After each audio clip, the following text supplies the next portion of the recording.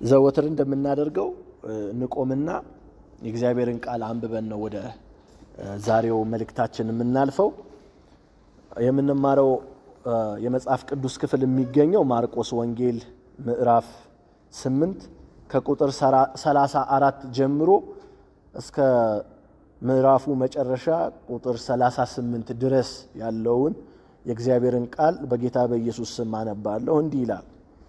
ሕዝቡንም ከደቀ መዛሙርቱ ጋር ጠርቶ እንዲህ አላቸው፣ በኋላዬ ሊመጣ የሚወድድ ቢኖር ራሱን ይካድ፣ መስቀሉንም ተሸክሞ ይከተለኝ። ነፍሱን ሊያድናት የሚወድ ሁሉ ያጠፋታልና፣ ስለ እኔና ስለ ወንጌል ነፍሱን የሚያጠፋ ሁሉ ግን ያድናታል። ሰው ዓለምን ሁሉ ቢያተርፍ ነፍሱንም ቢያጎድል ምን ይጠቅመዋል? ሰውስ ስለ ነፍሱ ቤዛ ምን ይሰጣል? በዚህም በዘማዊና በኃጢአተኛ ትውልድ መካከል በእኔና በቃሌ የሚያፍር ሁሉ የሰው ልጅ ደግሞ በአባቱ ክብር በቅዱሳን መላእክት ጋር በመጣ ጊዜ በእርሱ ያፍርበታል ይላል። አመሰግናለሁ። እንቀመጣለን።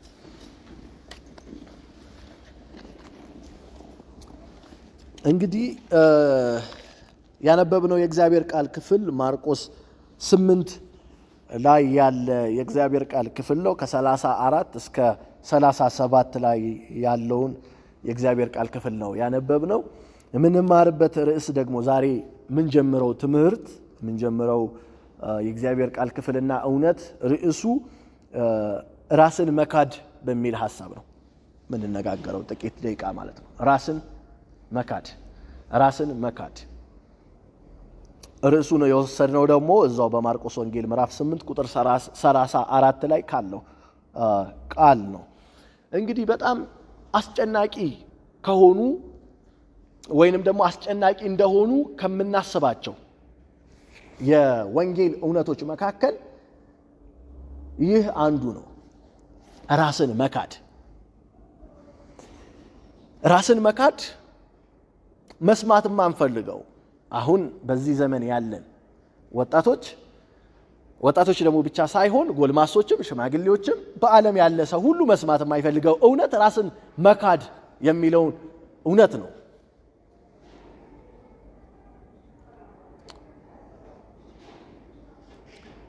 ራስን መካድ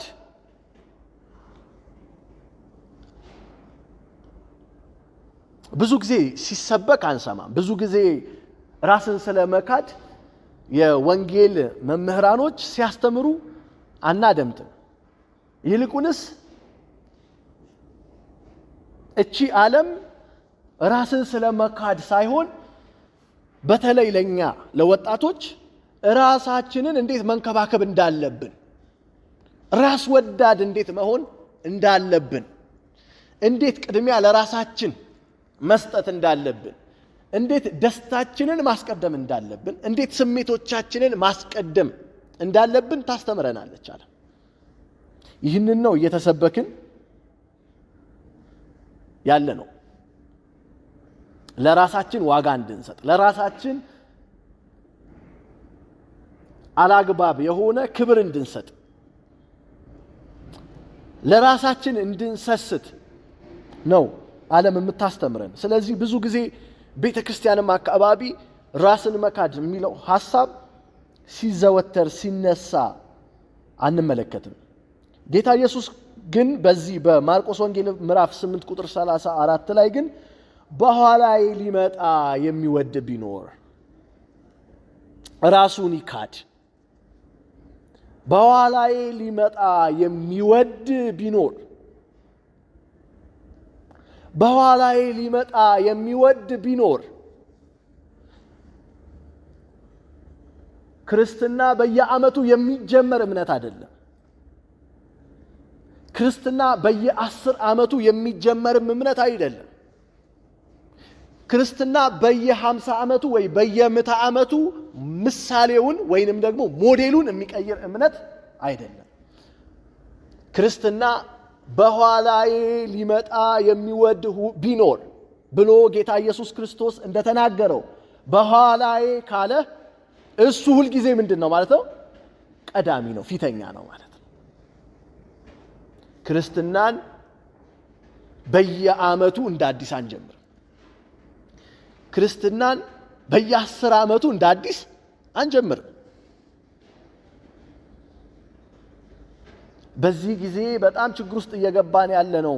እንዴት ነው የቤተ ክርስቲያን ውድቀት ወይንም ደግሞ በቤተ ክርስቲያናት ላይ የምናያቸው ክፍተቶች እንዴት ተፈጠሩ ብለን ስናስብ ብዙ ክርስቲያኖች ክርስትና ከነሱ እንደሚጀምር ያስባሉ። ወይንም ደግሞ አንድ ወጣት ተነስቶ እግዚአብሔር ተገለጠልኝ፣ እግዚአብሔር ተናገረኝ፣ እግዚአብሔር ይህንን አለኝ፣ እግዚአብሔር ያንን አለኝ ብሎ ይናገራል። ያንን ማለቱ ክፋት የለውም። ክርስትና ግን እሱ ጋር አይጀምርም። ክርስትና የሚጀምረው ኢየሱስ ክርስቶስ ጋር ነው። በኋላዬ ሊመጣ የሚወድ ቢኖር እኔ ከፊት ነኝ ማለት ነው። መጽሐፍ ቅዱሳችን ላይ ብዙ አባቶች ተነስተዋል። የእምነት አባቶች፣ የእምነት እናቶች ተነስተዋል። በአዲስ ኪዳን እነ ጳውሎስ፣ እነ ዮሐንስ፣ እነ ጴጥሮስ ሰማዕት የሆኑለት እውነት ሰማዕት የሆኑለት ወንጌል አለን መጽሐፍ ቅዱሳችን ላይ። አንድም ስፍራ ግን ኢየሱስን ሲቀድሙት አንመለከትም። በኋላዬ ሊመጣ የሚወድ ቢኖር ክርስትና ሁል ጊዜ ደቀ መዛሙርት ከኋላ ሆነው ኢየሱስን የሚከተሉት ፍለጋውን የሚከተሉት ዱካውን የሚከተሉበት እምነት ነው ክርስትና። በኋላዬ ሊመጣ የሚወድ ቢኖር ብዙ ችግር ውስጥ በተለይ መንፈሳዊ ችግር ውስጥ በተለይ መንፈሳዊ ቀውስ ውስጥ በተለይ እንደ ቤተ ክርስቲያን በተለይ እንደ ሀገር እንዴት ገባል ከተባለ በዋነኝነት የሚነሳው በኋላዬ ሊመጣ የሚወድ ቢኖር የሚለውን ነገር ትተን በልምድ በችሎታ በእውቀት በገንዘብ ስናድግ በኋላዬ ያለውን ትተን ኢየሱስ ክርስቶስን መቅደም ውስጥ ስንገባ ያኔ ችግር ውስጥ እንገባለን። ኢየሱስ ክርስቶስን የቀደመ ሐዋርያ የለም። ኢየሱስ ክርስቶስን የቀደመ የብሉይ ኪዳን አባቶች የሉም። ሁሉንም ከኋላው የሚያስከትል ጌታ ነው ያለን። በኋላዬ ሊመጣ የሚወድ ቢኖር ምንም ያህል ቢያውቁ አባቶች፣ ምንም ያህል ዕውቀታቸው ቢጨምር፣ ምንም ያህል በመንፈሳዊ ሕይወት ቢጎለምሱ ኢየሱስ ክርስቶስን ይከተሉታል እንጂ አያስከትሉትም። የኛ ደግሞ የሕይወት ተግዳሮት ኢየሱስ ክርስቶስን ከኋላው መከተል ሳይሆን ኢየሱስ ክርስቶስን ማስከተል ስለምንፈልግ ነው። በኋላዬ ሊመጣ የሚወድ ቢኖር ራሱን ይካድ። ክርስቶስን የመቅደም ምሳሌዎች ወይንም ደግሞ ክርስቶስን እንደቀደምን የምናቅበት አንዱ መንገድ ክርስቶስን ደስ የሚያሰኘውን ነገር ሳይሆን እኛን ደስ የሚያሰኘንን ነገር እናደርጋለን። በኋላዬ ሊመጣ የሚወድ ቢኖር ሊከተለኝ የሚፈልግ ቢኖር እኔ ከፊት ነኝ፣ እኔ ቀዳሚ ነኝ፣ ከኋላዬ የሚመጣ ቢኖር ራሱን ይካድ። ኢየሱስ ክርስቶስን ከኋላ የሚያስከትሉ ሰዎች መሻታቸውን፣ ፍላጎታቸውን፣ አምሮታቸውን የሚፈጽሙ ናቸው። ኢየሱስ ክርስቶስን ከፊት አድርገው ክርስቶስን የሚከተሉ ሰዎች ደግሞ የክርስቶስን መሻት፣ ፍላጎት፣ ሐሳብ፣ ደስታ ቅድሚያ የሚሰጡ ይሆናሉ ማለት ነው። በኋላዬ ሊመጣ የሚወድ ቢኖር ኢየሱስ ክርስቶስ የእምነታችን ራስና ፈጻሚ፣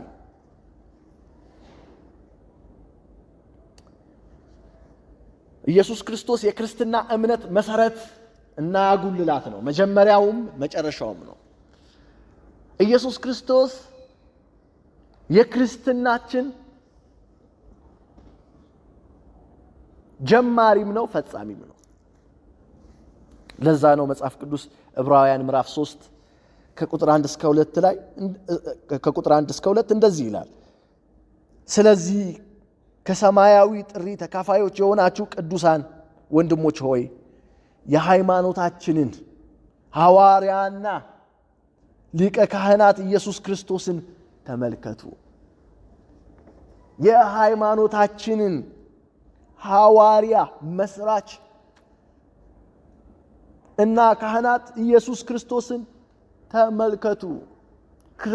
አስቀድሜ በመግቢያዬ ላይ እንደተናገርኩት ነው። በክርስትና ህይወታችን 10 የምንለዋውጠው ሞዴል የለንም። እንድንመለከት የተጠራ ነው ኢየሱስ ክርስቶስ ነው።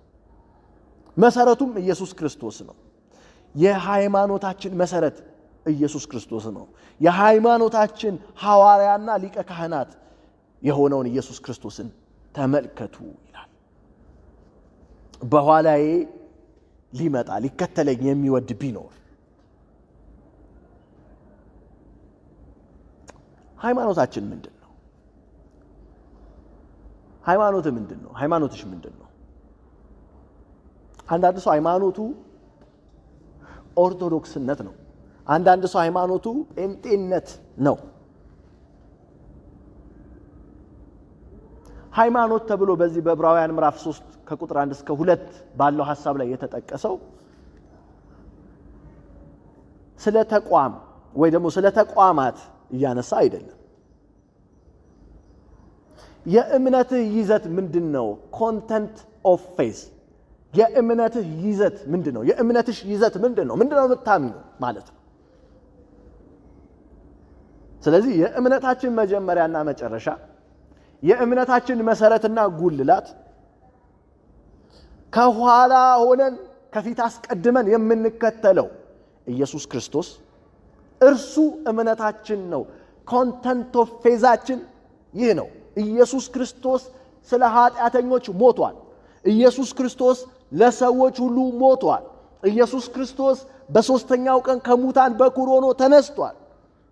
በእርሱ የሚያምን ሁሉ የዘላለም ሕይወት አለው። ይሄ የእምነታችን ይዘት ነው። ይዘቱ ይህንን ይመስላል።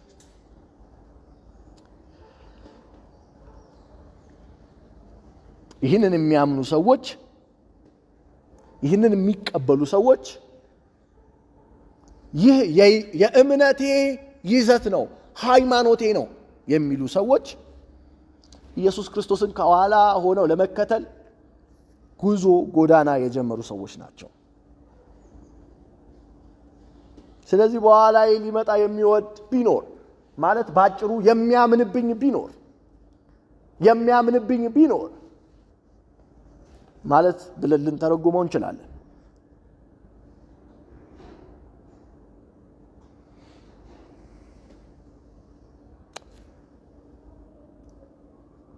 በደንብ አማርኛ መጽሐፍ ቅዱስ ስለሆነ የምንጠቀመው ደጋግሜ እየነገርኳችሁ ነው ይሄንን ቃል። በኋላዬ ሊመጣ የሚወድ ቢኖር ምን የሚል የሚወድ ኢየሱስ ክርስቶስ ማንንም ጦር ሰብቆ ኃይል ተጠቅሞ ሴራ ተጠቅሞ ወደ ራሱ አይጠራም።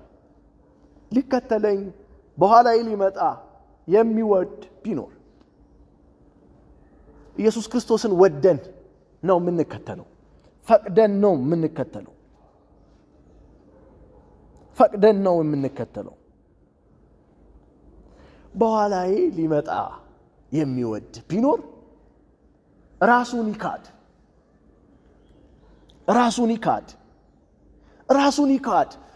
ይካድ ሲባል እንደነግጣለን። ህልሜን ልካድ፣ ታለንቴን ልካድ፣ ያለኝን ነገር ልካድ፣ ያለኝን ነገር ሁሉ ልጣ ማለት ነው። ራስን መካድስ ማለት ራስን መጣል ማለት ነው። ራሳቸውን ካዱ፣ በጣም መንፈሳዊ ሆኑ ተብለው ሰዎች አዳፋ ልብስ ለብሰው የቆሸሸ ልብስ ለብሰው ፀጉራቸው አድጎ ጥፍራቸው አድጎ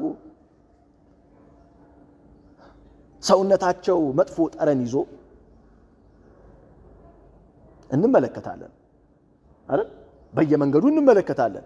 ማን ነው ይህ ሰው ብላችሁ ጠጋ ብላችሁ ብታወሩ ይህ ሰው ማለት ራሱን የካደ ይሏቸዋል። ራስ በመካድና ራስ በመጣል መካከል ብዙ ልዩነት አለ። ኢየሱስ ክርስቶስ በኋላዬ ሊመጣ የሚወድ ቢኖር ራሱን ይጣል አይደለም ያለው። ራሱን ምን ይበል? ይካድ። ስለዚህ ራስ በመጣል በጣም መንፈሳዊ ሰዎች መሆን አንችልም። ጸጉር ድሬድ በማድረግ ልብስ ባለመለወጥ የግል ንጽህና ባለመጠበቅ ባዶ እግር በመሄድ መንፈሳዊ መሆን አንችልም። ይህ ራስ መጣል። ራስ በመጣል የመንፈሳዊ ጫፍ ላይ እንደርሳለን ብለን ካሰብን የወንጌል እውነት እሱን አያስተምረን። ራስ መካድ ነው የሚያስተምረን መጽሐፍ ቅዱስ። ራስን መጣል አንዱ ጽንፍ ነው። ራስን መጣል አንዱ ጽንፍ ነው። በእኛ ደግሞ በወንጌላውያን ዘንድ ደግሞ ያለ ነገር አለ። አይ ራስ መጣል አያስፈልግም፣ ራስ መካድ ነው እንጂ ራስ መጣል አያስፈልግም። ስለዚህ ይሉና ሰዎች በጣም ደግሞ ስጋን ሰለብሬት ማድረግ፣ በጣም ደግሞ ስጋን ለስጋ መሰሰት፣ ጾምን እስከ መጸየፍ፣ ኢየሱስ ጾሞልኛል ብሎ እስከ ማሰብ፣ መንበርከክን እስካለ መፈለግ፣ በጣም ድሎት፣ በጣም ምቾት፣ ደስታን በጣም ደግሞ ማሳደድ በዚህ ጽንፍ አለ። ሁለቱም ራስን የመካድ ትርጓሜ አይደለም። ራስን የመካድ ትርጓሜዎች አይደሉም።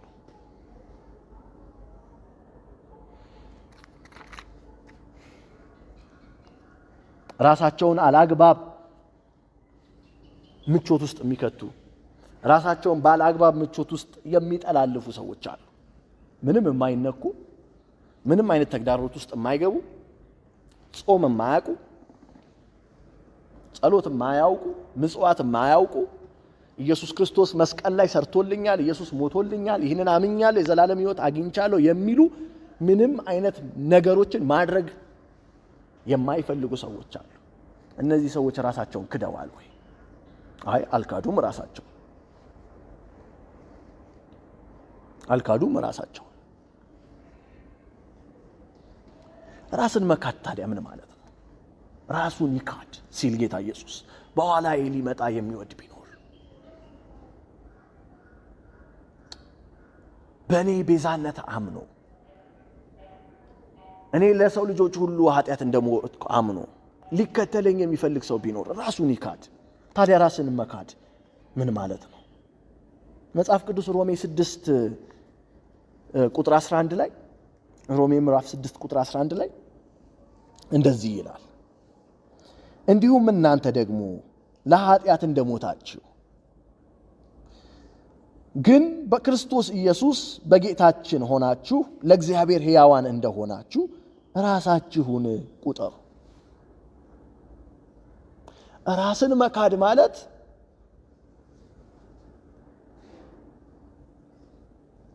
ለኃጢአት እንደሞትን ለእግዚአብሔር ደግሞ ሕያዋን እንደሆንን መቁጠር ማለት ነው። ራስን መካድ ማለት ያ ነው። ለኃጢአት እንደሞትን ለእግዚአብሔር ደግሞ ሕያዋን እንደሆንን መቁጠር ራስን መካድ ማለት ነው።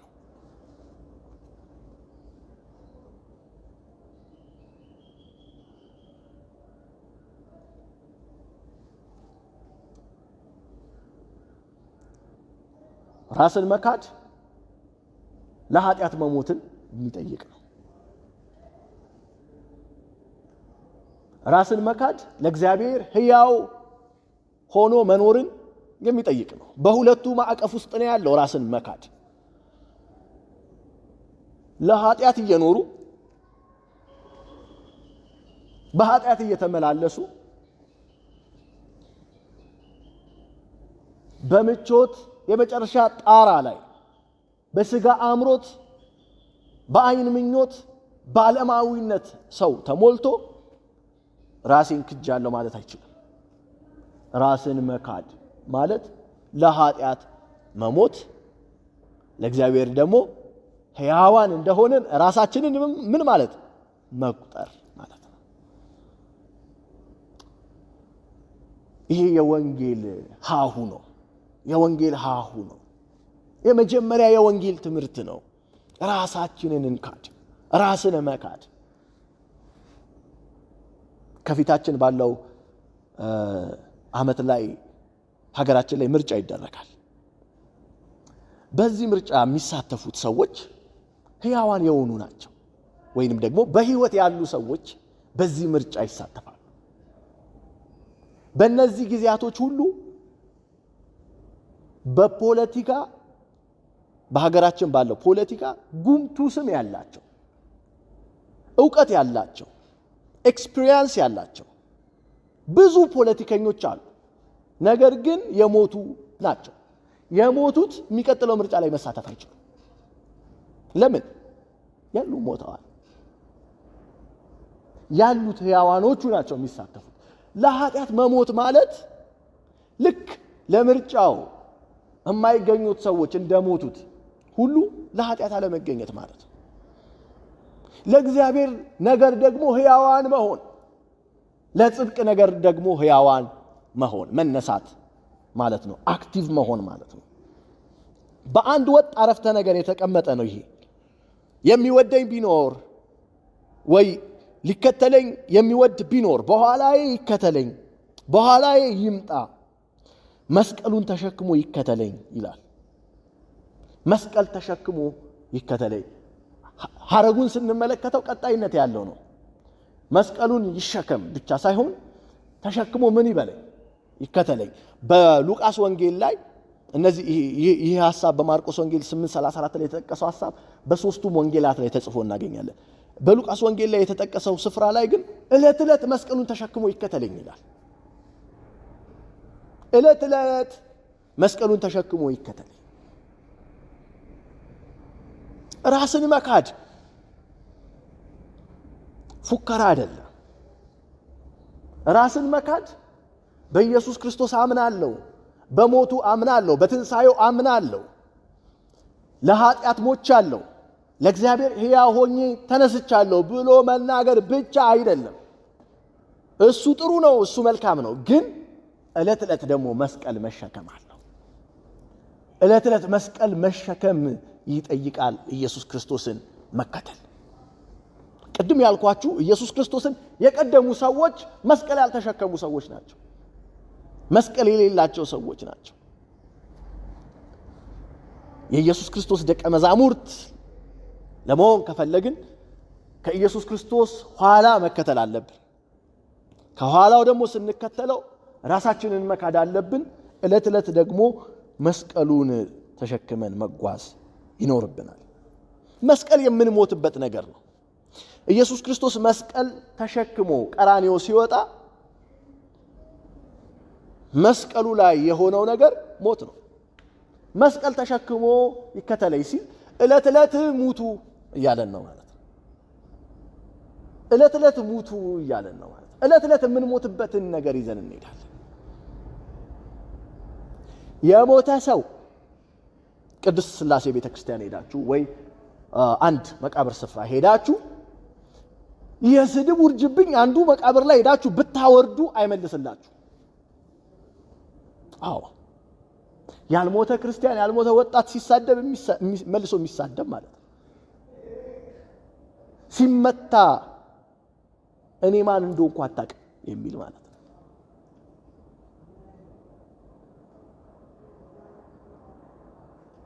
አንድ ተሰድቦ 10 የሚመልስ ማለት ነው ያልሞተ ክርስቲያን።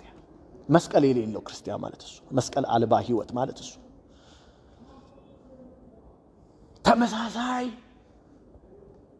ለኃጢአት ሕያው ከሆኑት ሰዎች ጋር ተመሳሳይ፣ ለእግዚአብሔር ነገር ከሞቱት ጋር ተመሳሳይ አይነት ሕይወት እየኖርን ከሆነ መስቀል አልተሸከምንም ማለት ነው።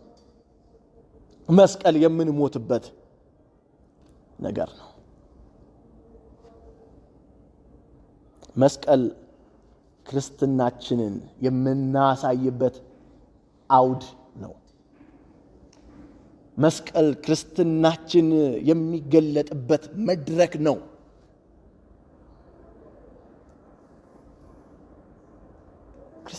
ክርስቲያንሽ የኢየሱስ ክርስቶስ ተከታይ ነህ? ኢየሱስ ክርስቶስን ከኋላ የምትከተል ነህ? ራስን የካድክ ነህ? መስቀል ያለህ ነህ? ዕለት ዕለት ቼክ ይደረጋል። ዕለት ዕለት ይፈተሻል።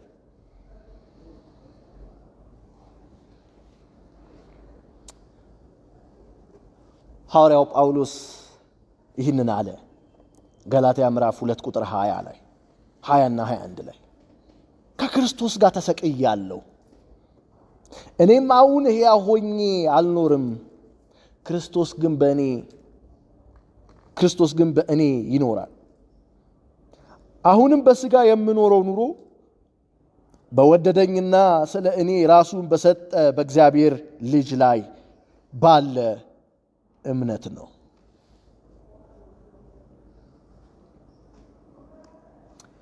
የክርስትና ጣዕም ታውቁታላችሁ? እናውቀዋለን የክርስትናን ጣዕም። የክርስትናን ጣዕም ማጣጣም ትፈልጋላችሁ? እንፈልጋለን። የክርስትናን ጣዕም ማጣጣም እንፈልጋለን።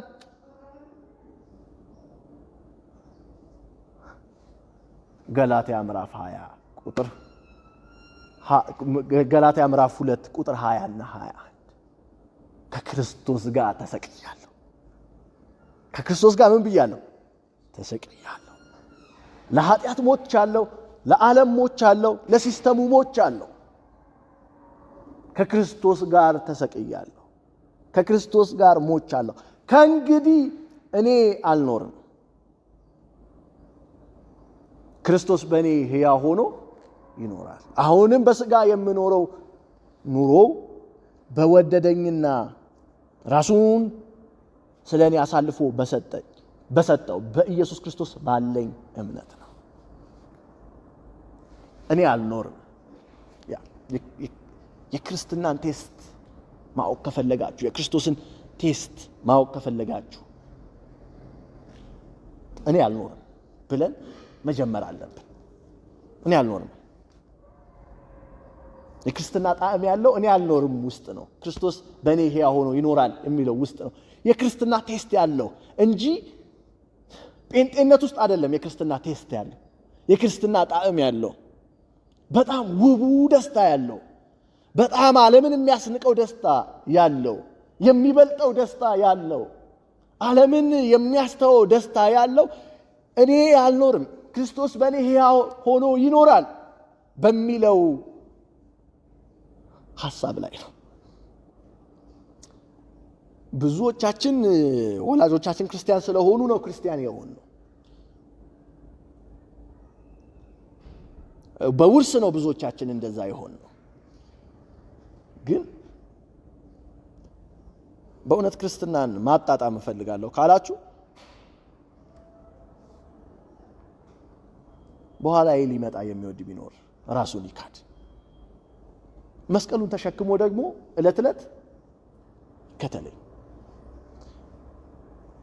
ክርስትናችን ኢየሱስ ክርስቶስን መከተላችን ቴስቱ በጣም ደስ የሚለው ጣዕም፣ ደስ የሚለው ደስታ የምናገኘው ተግባራዊ ስናደርገው ነው። ተግባራዊ ስናደርገው ነው፣ ስንፈጽመው ነው። ትእዛዙን መስቀሉን ዕለት ዕለት ተሸክመን እኔ አልኖርም ከዚህ በኋላ ክርስቶስ በእኔ ሕያው ሆኖ ይኖራል ስንል ነው። የምንሰደበው ስድብ ሁሉ መልስ መስጠት እንዴት እንዳለብን ማወቅ ከፈለግን እኛ ከሞትን ለስድብ ስድብ አንመልስም። እኛ ከሞትን ለዱላ ዱላ አንመልስም። እኛ ከሞትን ለግፍ ግፍ አንመልስም። እኛ ከሞትን ለአመፅ አመፅ አንመልስም። እኛ ከሞትን ኢየሱስ ክርስቶስ በእኛ ሕያው ሆኖ ከኖረ የሚሰድቡትን የሚመርቅ ለሚያሳድዱን የምንጸልይ ሰዎች እንሆናለን ማለት ነው። መስቀል እኔነትን የምንገልበት ነው። አሁን ዓለማችን ላይ ያለው ውዱ ስልክ ምንድን ነው? አይፎን አይደል? አንዳንዶች እንዳውም ሲንን ሲጽፉት በእንግሊዘኛው SIN ብለው ይጽፉና መሃል ላይ አይ አለች እኔነት አለች ይላልና የኃጢአት መሰረት ነው። እኔነት እኔ ልኑር ማለት የኃጢአት መሰረት ነው። የኃጢአት ስር ነው። በግለኝነት ነው የተያዝነው። በግለኝነት ነው የታሰርነው። በራስ ወዳድነት ነው የታሰርነው። በጣም ምቾቶቻችንን ስለምናመልክ ነው መለወጥ ያቃተን፣ መቀየር ያቃተን። መስቀል ግን እኔነት የሚሞትበት ነው። የኔ ምቾት ሳይሆን የኔ ደስታ ሳይሆን የክርስቶስ ደስታ፣ የኔ ምቾት ሳይሆን የክርስቶስ ምቾት እምንልበት ነው መስቀል። መስቀል እኮ እንደሌለን እኮ ለማሳየት ሩቅ መሄድ የለብንም። ጠዋት እለት መስቀል ተሸክሞ ካለ እንግዲህ እለት መስቀል መሸከም አለብን ማለት ነው። ጠዋት ከቤት ስንወጣ መስቀል ተሸክመን ነው የምንወጣው ማለት መስቀል ተሸክመን ነው የምንወጣው ማለት የእንጨት መስቀል ወይ የብረት መስቀል ወይ አንገታችን ላይ አድርገን ነው የምንወጣው እያልኳቸው አይደለም። እሱ ጥሩ ነው፣ ችግር የለውም። ነገር ግን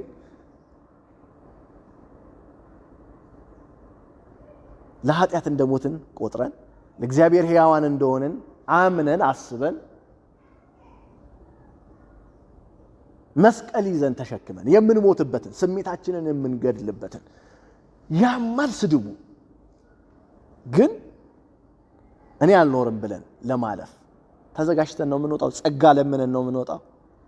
እግዚአብሔር ሆይ እርዳኝ መስቀልህን ተሸክሜ እንድውል፣ በእውነት ራሴን እንድገል፣ ስሜቴን እንድገልበት፣ ፍላጎቴን እንድገልበት እርዳኝ ብለን ነው የምንወጣው። ከባድ ነው። ወይስ በዘፈቀደ ነው በቃ ከታክሲ ረዳቱም ጋር መንገድ ላይም ከወራጁም ከአግዳሚውም ጋር እየተመላለስን ነው ምን ውለው መስቀል ተሸክመናል። ያየነውን ነገር ሁሉ እናደርጋለን። አእምሯችን ላይ የመጣውን ነገር ሁሉ እንፈጽማለን። አንድ ኃጢአት ተደጋጋሚ እየጣለን ነው። በአንድ ስፔሲፊክ ኃጢአት በተደጋጋሚ የወደቅን ከሆነ መስቀል ያለመሸከማችን ምልክት ነው። ራስን ያለመካዳችን ምልክት ሊሆን ይችላል።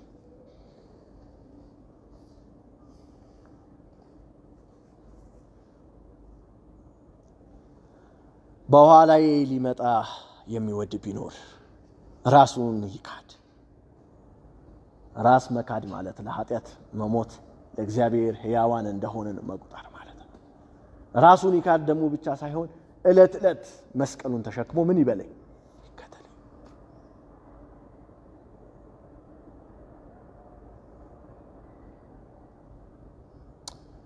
ራሳችን በማግኘት ውስጥ ራሳችንን በመፈለግ ውስጥ ለራሳችን ትርፍ በማከማቸት ውስጥ ለራሳችን ክብር፣ ዝና፣ ምቾት በማሳደድ ውስጥ ራሳችንን እናጣለን። ራሳችን ስለ ወንጌል፣ ስለ ኢየሱስ ክርስቶስ፣ ስለ ጽድቅ፣ ስለ እግዚአብሔር መንግስት ብለን ደግሞ ስናጣ ራሳችንን እናገኛለን።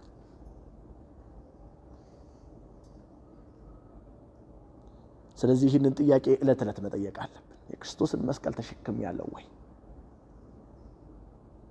ይህንን መስቀል በጸጋ እንድንሸከም፣ ይህንን ጸጋ በጸጋው ተሸክመነው እንድንኖር እለት ራሳችንን እንድንገድል ያስፈልገናል። የኢየሱስ ክርስቶስ ደቀ መዛሙርት ከሆንን ከዚህ ሐሳብ ከዚህ እውነት የወጣ ክርስትና የለም። ይከተለኝ፣ በኋላዬ ይምጣ፣ ራሱን ይካድ፣ መስቀሉን ደግሞ ምን ይበል? ይሸከም።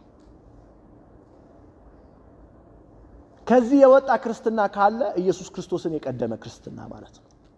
ኢየሱስ ክርስቶስን ከኋላ የሚያስከትል መስቀል የሌለው ክርስትና እንትን ችግር አለው፣ ዘፈን ችግር አለው። ክለብ ሄጄ ዝም ብዬ እንትን እኮ አላረግም፣ እንትን አላነሳም፣ ግን ዝም ብዬ እዛ ብገኝ ችግር አለው። የሆነ ነገር ባደርግ ችግር አለው። መስቀል አልባ ክርስትና ኢየሱስ ክርስቶስን ከኋላ ያስከተለ ክርስትና ሲሆን ሁልጊዜ ጥያቄ ይጠይቃል። ኢየሱስ ክርስቶስን ግን ከፊት ያደረገ ኢየሱስ ክርስቶስን ከኋላ ሆኖ የሚከተል ራሱን የካደ መስቀሉን የተሸከመ ሲሆን የምታደርጉትን ሁሉ ለእግዚአብሔር ክብር አድርጉ የሚለው ቃል ይገባዋል። ሁሉን እግዚአብሔርን ያከብራል አያከብርም እያለ ነው የሚያደርገው። እዚህ ስፍራ መገኘቴ እግዚአብሔርን ያከብራል? ይህንን ነገር ማድረጌ እግዚአብሔርን ያከብራል ወይስ ያዋርዳል? ለሁሉም ነገር ጥያቄ አያነሳም። እግዚአብሔርን ያከብራል አያከብርም? በትምህርቱ እግዚአብሔርን ያከብራል፣ በስራው እግዚአብሔርን ያከብራል፣ በውሎ እግዚአብሔርን ያከብራል። ክብር ለእግዚአብሔር ይሁን። ስለዚህ በዚህ እውነት ራሳችንን መፈተሽ መመርመር አለብን። እግዚአብሔር ደግሞ በዚህ እውነት ውስጥ በሚገኝ በረከት እያንዳንዳችንን ይባርከን። ራሶቻችንን ዝቅ አድርገን እንጸልያለን።